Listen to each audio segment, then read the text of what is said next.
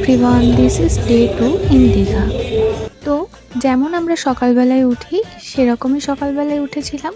Basically আমি একটু তাড়াতাড়ি উঠেছিলাম, কারণ কি আমি স্নান করে স্কিন কেয়ার করে একদম রেডি হয়ে গেছিলাম যে আমরা ব্রেকফাস্টের জন্য বেরোবো। তারপরে কুট্টুস উঠলে ওকে খাইয়ে বাইরে ব্যালকনিতে আমরা কিছু সময় কাটালাম। ও বেশ মজায় মজায় ছিল, খেলা করছিল। আর আজকে না ভীষণভাবে রোদ উঠেছে, মানে ঝলমল করছে।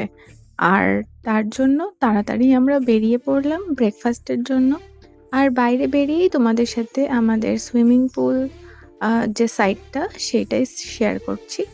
পুলটা একটু ছোটই ছিল, ছবিতে অনেকটা বড় দেখাচ্ছিল আমরা যখন বুক করেছিলাম। তো এটা ছিল বাইরের সাইডটা।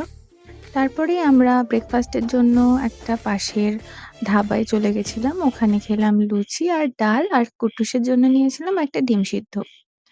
তারপরে যেহেতু আজকে রোদ উঠেছিল, ভালো ওয়েদার ছিল, ভাবলাম পরে যদি বৃষ্টি হয় তাই আজকেই এই ড্রেসটা পরে নিলাম। এটা মিন্ত্রা থেকে নিয়েছিলাম। আর এর স্লিভে যে কড়ি দিয়ে ডিটেইলিং করা রয়েছে মেইনলি এটার জন্যই আমার ভালো লেগেছে। আমরা চলে গিয়েছিলাম উদয়পুর বিচে ওই 12:30 নাগাদ।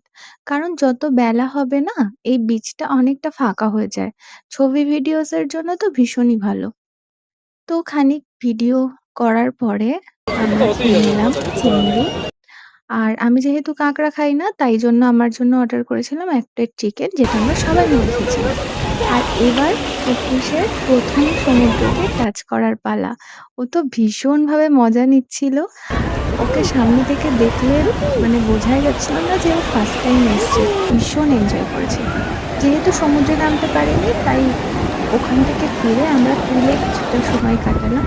আমি বেশি সময় থাকিনি, যেহেতু কুট্টুস ওর উপরে একজন স্টাফের কাছে রেখেছিলাম হোটেলের। So that's it for today. But আসল আরেকটা যে এর পার্ট 2 টা আছে ওটা পরের ব্লগে আমি শেয়ার করব। So stay tuned. Bye bye.